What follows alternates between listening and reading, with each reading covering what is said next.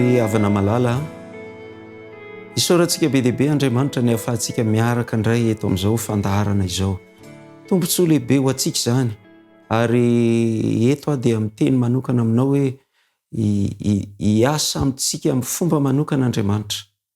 Amin'ity fandaharana androany ity, isaorako ianao nanaiky ny fandaminan'Andriamanitra ho tafaraka eto ary angatahantsika Andriamanitra mba hita izao fotoana izao. Ny fotoana rehetra minitra segondra olanitsika eto ane dia mba ho fotoana izay handraisantsika ny fitahiana avy any an-danitra. Hivavaka tsika mialohan'ny hanokafantsika ny soratra masina. Andriamanitra rainay any an-danitra, saotra anao indray izahay raha mbola afaka manao izao fotoana izao.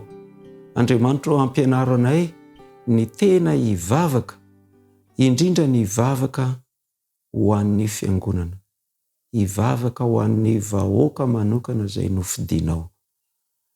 Nampianatra ny mpianatra hivavaka ianao tamin'izany fotoana izany, tamin'ny toe-javatra izay niainan'izy ireo, ary mbola tombontsoa lehibe ho anay ny manana n'izany ohatra ny amin'ny vavaka izay nampianarinao izany.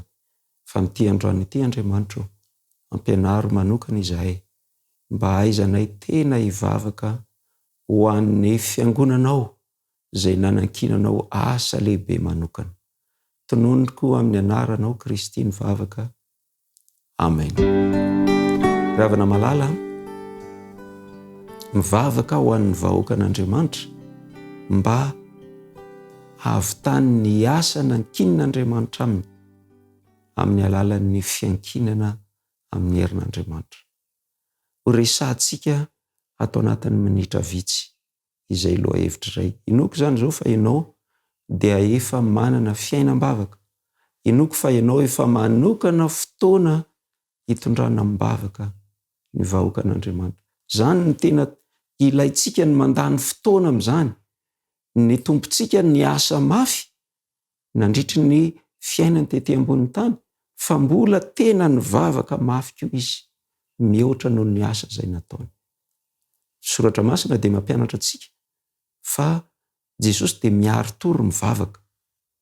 Soratra masina dia milaza antsika fa Jesosy dia mitokana ny olona efa matory, izy mbola mitokana mivavaka. Jesosy dia mifoha maraina alina, mbola alina ny andro fa efa maraina alina, dia lasa izy mitokana mivavaka. Jesosy dia nisy fotoana nandany ny alina manontolo mba hivavahana. Tena niasa tamin'izao tokoa izy, fa tena nivavaka ihany koa. Dia ho toy izany ihany koa ane isika, manoloana ny asa izay nankinan'Andriamanitra amintsika. Misy asa izay ankinan'Andriamanitra amintsika, ary antsoin'Andriamanitra ho mpiara-miasa aminy isika. Fa mba ahafahantsika mamita an'io asa io, tsy ampy ny hoe mpiasa amin'ny kafanampo, miasa mizotopo, manolo tena feno mba hanao ny asa rehetra, tsy ampy izany. Satria tsy ny herintsika, raha ny herintsika rery tsy hahavita an'io asa io. Fa mila ny herin'Andriamanitra isika. Izany no ilantsika ny tena mivavaka ho an'ny tenantsika sy mivavaka ho an'ny vahoaka an'Andriamanitra ny amin'izany asa izany. Efa nambaran'Andriamanitra amintsika fa io fiangonana io dia mila asa atao manokana ho an'ny ao anatin'ny fiangonana. Ary misy asa atao ho an'ireo rehetra izay mbola any ivelany, izay tsy mbola ao anatin'ny valan'Andriamanitra. Ireo zavatra anankiroa ireo no asa izay miandry an'io vahoaka voafidy io. Dia gaga angambontsika hoe ny olona ao anatin'ny fiangonana ve tokony hiasana sa tokony handeha hiasa? Jesosy ny tompontsika dia efa nilaza fa ao anatin'io tanimboly, tanimbarin'Andriamanitra io, dia misy vary maniry eo, fa misy tsiparifary koa miara-maniry amin'io. Fa zao tsy anjarantsika ny manongotra ny tsiparifary, fa ny anjarantsika noho ny fahasoavan'Andriamanitra dia ny tsiparifary afaka miova ho vary. Izany nahatonga an'i Jesosy nilaza ny iraka nampanaovina azy tetỳ ambonin'ny tany, izay hanarahany antsika ihany koa. Hozy hoe ny asa ataoko no ataony koa, dia zao no voavaky vakitsika eo amin'ny Lioka toko 7:10, ny 2:10, Lioka toko 7:10, 2:10, fa efa tonga ny zanak'olona hitady sy hamonjy ny very. Mitady ny very, mamonjy ny very. Io very io misy mbola any ivelany, fa misy ao anatiny eo fa very. Very ny anarany. Noarin' Jesosy tamin'ilay farantsakely very izy io. Farantsakely io very. Ao an-trano ihany izy fa very. Ary raha tsisy zavatra miova, raha tsisy ezaka mafy atao hitadiavana azy, very io. Ho very mandraka izay io. Zao izy mbola ao an-trano izy zao, fa efa very izy. Dia hoy Jesosy tamin'izay hoe, diovina ny trano, ampiretina ny jiro, fafana, esorina ny fako, ny vovoka, jerena daholo ny faritra rehetra, alamina tsara ny ao an-trano. Fa ho hita io very io. Dia izany no andraikitra goavana ataontsika miandry ny vahoaka an'Andriamanitra ny amin'ny ao anatiny ao. Ao anatin'ny vahoaka an'Andriamanitra. Azo atao makivy anao ny fahitana hoe ao anatin'ny fiangonan'Andriamanitra ao dia misy olona manana ny fahalemena. Misy olona manana toetra izay indraindray tsy ampoizina hoe zany ve no misy, kanefa ato anatin'ity fiangonan'Andriamanitra ity. Tsy manala ny mahafiangonan'Andriamanitra ny fiangonan'Andriamanitra zany, fa zany indrindra no anarahana antsika dia ny hamonjy ny olona very na ny ivelany, indrindra fa ny ao anatiny.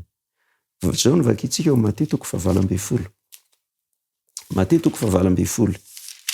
Mikasika ny hoe misy rahalahy anabavy ao anatin'ny fiangonanao kanefa very.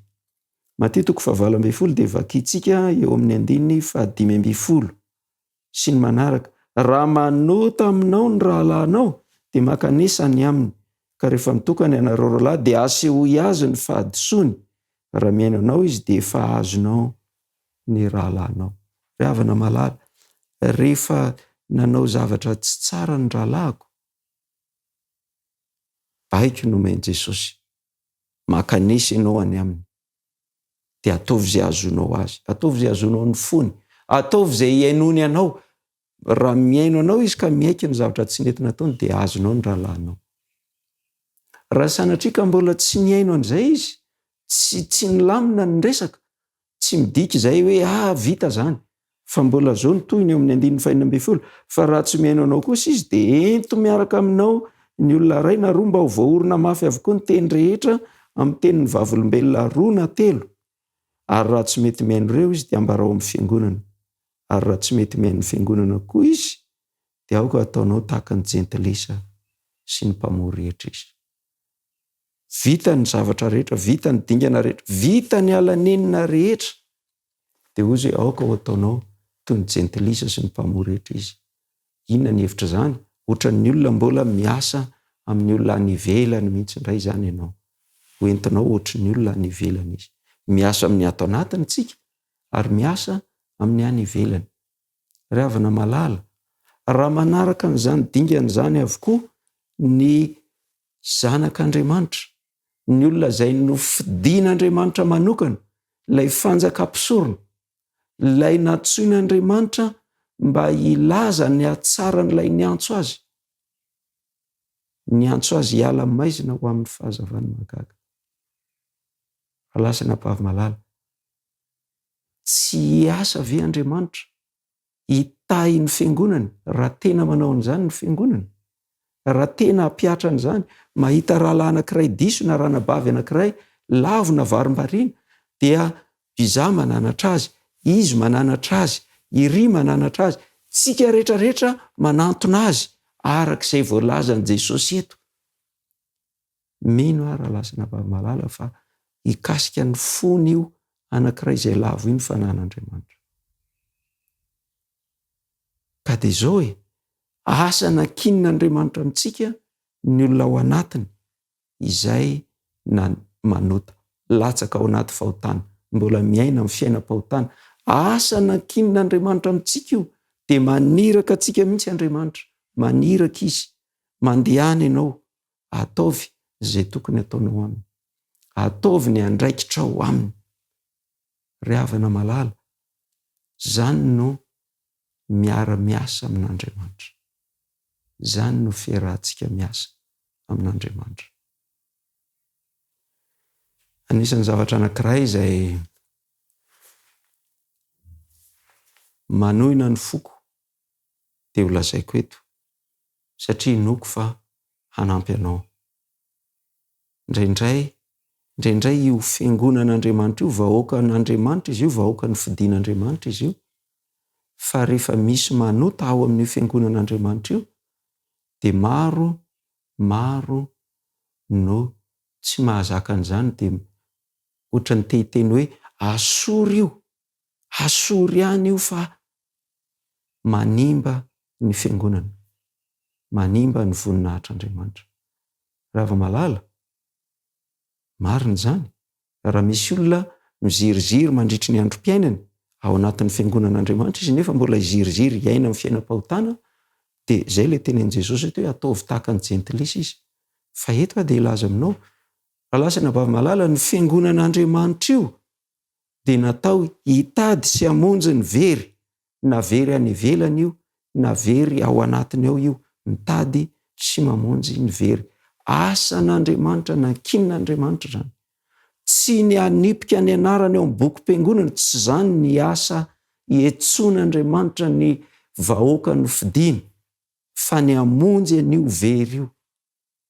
Dia inoko zany zao fa manomboka androany ianao dia hivavaka mafy ho an'ny fiangonana, mba tonga ny fiangonana ilay vahoaka voafidin'Andriamanitra, mba hanao an'izay asa zay.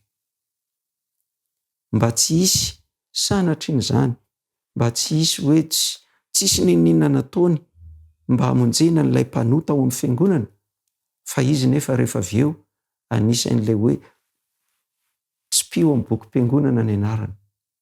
Ravina malala, tsy natsoina ho anao an'izany isika, tsy nofidiana ho amin'izany isika, fa nofidiana ho mpamonjy fanahy amin'ny ao anatiny sy amin'ny any ivelany. Galatiana 4:4 dia misy an'izao fanambarana izao ny 9:1. Galatiana 4:4 dia ny 9:1, rahalahy, raha misy olona azon'ny ho tatsinay aza, dia atsanganonareo izay manana ny fanahy amin'ny famorana izy, ka mievera ny tenanao, fandrao ianao koa mba halay mpanahy ihany. Ry havana malala, za manana ny fahalemeko, samy manana ny fahalemeny isika rehetra ao anatin'io vahoaka ny fidian'Andriamanitra io. Fa zao raha misy lavo ao anatin'izany fahalemeny izany, mety tsy fantatra zay antony nahalavony, ny anjarantsika mifampahery, mifanohana. Hoy ny soratra masina hoe mievera ny tenanao, fa ianao koa mety mba ho tratran'ny fahalemena ihany. Ianao koa mety mba ho lavo ihany, ianao koa mety mba ho alay-panahy ihany. Ka dia zao ny anjarantsika mifampahery, fa tsy ny hifanaratsy hoe izy mihitsy ny tena manimba ny asa fitoriana ao amin'ny fiangonana io. Raha mahatsiaro an'izany ianao, dia tadio fa ianao zany zay ilay irahan'Andriamanitra, hoe nanota ny rahalahinao makanisany aminy, dia ataovy izay azonao azy. Dia ento am-bavaka mafy, mivavaha mafy ianao mialohan'ny andehananao any aminy, ary eto am-bavaka izy mba hiasan'ny fanahy masina aminy. Ento am-bavaka ny vahoakan'Andriamanitra, ny fiangonan'Andriamanitra. Miasa ho an'ny ato anatiny, fa miasa ihany koa ho an'ny any ivelany izay mbola tsy mahalala. Satria izao tontolo izao, hotoriana amin'izao tontolo izao, ty filazantsara ny fanjakana ity, dia ho tonga ny farany. Ka dia matoky ary ava malala, fa ianao zany zao dia tena hivavaka mafy mba hatonga ny vahoakan'Andriamanitra hatsapa ny alehibe ny asa izay miandry azy. Zao ny teny fikasana ny amin'ny asa izay miandry ny fiangonana iny. Korintiana 1:12 dia zao no voalazan'ny soratra masina. Vakitsika amin'ny 4 ka hatramin'ny andininy fahaenina. Koritianina voalohany toko 12 manomboka amin'ny andininy fahaefatra. Zarazarainao samy hafa ny fanomezam-pahasoavana, nefa ny fanahy dia iray ihany. Zarazarainao samy hafa ny fanompona, nefa ny tompo dia iray ihany. Ary zarazarainao samy hafa ny asa, nefa Andriamanitra dia iray ihany izay miasa ny zavatra rehetra amin'ny olona rehetra. Rehefa malala, Andriamanitra dia miasa amin'ny olona rehetra amin'ny alalan'ny fanahiny masina, na isika izay manao ny asa, na ireo olona izay anirahan'Andriamanitra antsika mba hiasana, ny fanahin'Andriamanitra miasa amintsika sy miasa amin'ireny olona ireny. Ny fanahin'Andriamanitra dia efa manome antsika ny fanomezam-pahasoavana ho entintsika mamita ny asa. Raha atao amin'ny teny frantsay dia hoe ny fanahy masin'Andriamanitra no miekipe antsika mba ho feno ny ekipement ho entintsika mamita ny asa. Ny fitaovana rehetra izay ilaina, talenta, fanomezam-pahasoavana izay ilaina rehetra ho entina mamita ny asa. Mahafinaritra ny fiarah-miasa amin'Andriamanitra. Mahafinaritra. Fa dia izao, mba ho fitaovana anaiky ho fitaovana ampiasain'Andriamanitra ny antsika. Dia izany no tokony ataontsika antom-bavaka. Fampivavaka no amin'izany isika. Fa io olona izay mety heverinao fa manana fahalemena ao am-piangonana manimba ny asan'Andriamanitra io, mbola io no mety ho fitaovana ambony lavitra, fanaka voafidy, hitondra ny anaran'Andriamanitra ambony lavitra noho ny hafa rehetra. Tahaka n'ilay mpanompony tsy iza fa ny apôstôly Paoly, izay rehefa niesan'Andriamanitra tamin'ny fomba manokana izy, ary nanaiky ho ampiasain'Andriamanitra ny olona manodidina azy, dia fanaka voafidy no fidian'Andriamanitra, noho ny fahasoavan'Andriamanitra. Dia anisan'ireo nahavita be teo amin'ny asan'Andriamanitra izy. Ary izao vakitsika fara ny Koritianina voalohany toko 7, dia ny andininy 7.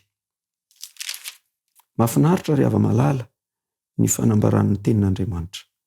Vakitsika manomboka amin'ny andininy 7 ka hatramin'ny 7. Koritianina voalohany toko 7, andininy 7 ka hatramin'ny andininy 7. Ka dia tsy nitsinona izay mamboly na izay mandena, fa Andriamanitra izay mampitombo no izy, ary raha ihany ny mpamboly sy ny mpandena, nefa samy handray ny valim-pitihany avy araka ny fisasarana izy. Fa mpiara-miasa amin'Andriamanitra izahay, ary sahan'Andriamanitra sy trano arafitr'Andriamanitra ianareo.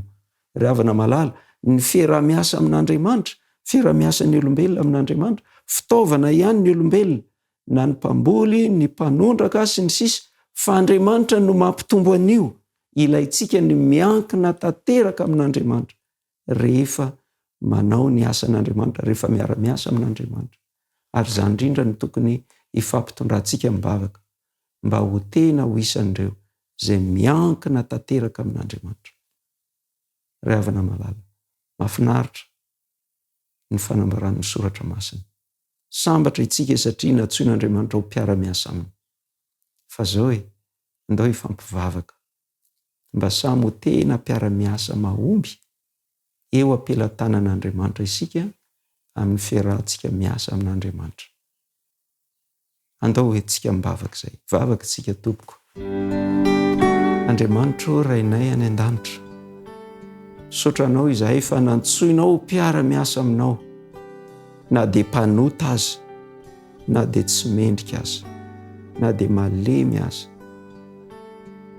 Andriamanitra fantatray fa ianao no mampitombo, mampavokatra ny asa.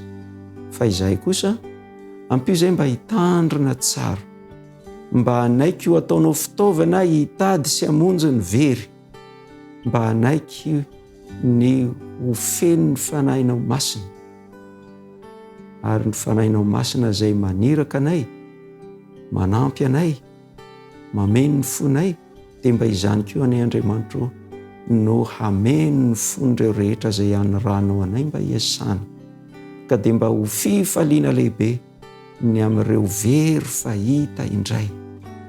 Fantatray fa misy fifaliana ny an-danitra noho izany, dia mba hiara-paly amin'ny lanitra ny amin'izany anay izahay.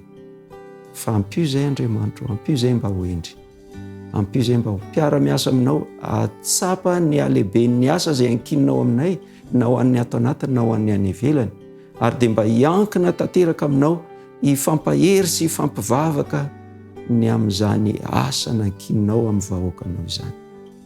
Ny vavaka dia tononiko sy angatahako amin'ny anaran'i Kristy. Amen.